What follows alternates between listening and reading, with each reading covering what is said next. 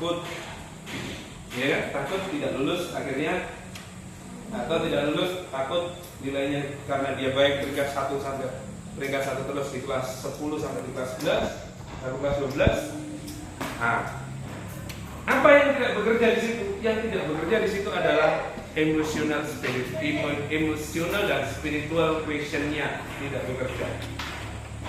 Maka tiga-tiganya harus seimbang, harus balance.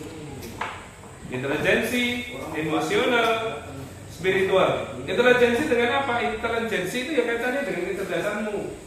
Bagaimana kamu belajar ilmu-ilmu yang dipelajari di sekolah, itu kaitannya intelijensinya. Emosional bagaimana?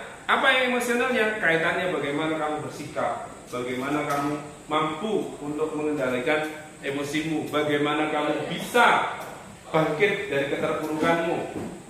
Itu di emotional question. Bagaimana kamu berhubungan dengan orang lain, bagaimana kamu berkomunikasi dengan orang lain, itu di emosional.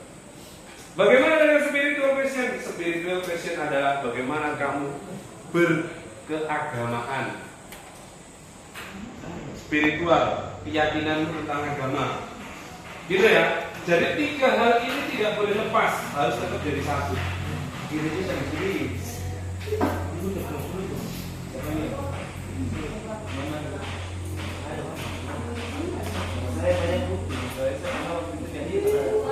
Baca saya. Apa itu intelijensi atau kecerdasan? Kemampuan untuk memecahkan persoalan dan menghasilkan solusi dalam situasi yang nyata. Nah, jangan kau lihat ke Gardner. Ini Gardner itu kelasnya kelas saya. Ini ilmuwan. Ada Singer atau mawas diri, mencerminkan itu. Pintar atau pintar, mencerminkan karakter berilmu yang dengan ilmunya tersebut mampu. Itu namanya bisa baca sendiri. Tidak perlu saya jelaskan. Jadi kecerdasan itu kaitannya dengan apa? Kemampuan untuk memecahkan persoalan. Kemudian mawas diri. Di situ pintar. Gitu ya. Cepat aja, bahasa banyak. Nah, kecerdasan majemuk. Kecerdasan ada beberapa. Visual, spasial,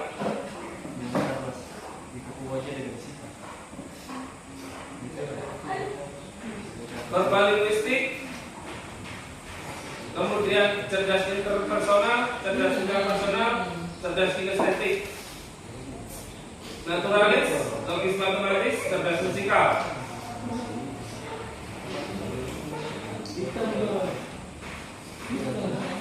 Nah, cukup 3 kayaknya. Ini gaya belajar tadi yang kita bahas, gaya belajar. Gaya belajar visual. Tadi siapa ada yang visual loh? Yang visual tadi lebih mudah mengingat informasi dalam bentuk gambar, grafik, warna atau tulisan. Senang membaca dan mencatat. Tertarik pada tampilan visual seperti diagram. Tadi yang visual. Yang auditory lebih banyak mendengarkan. Ini visual, kemudian auditory secara lisan.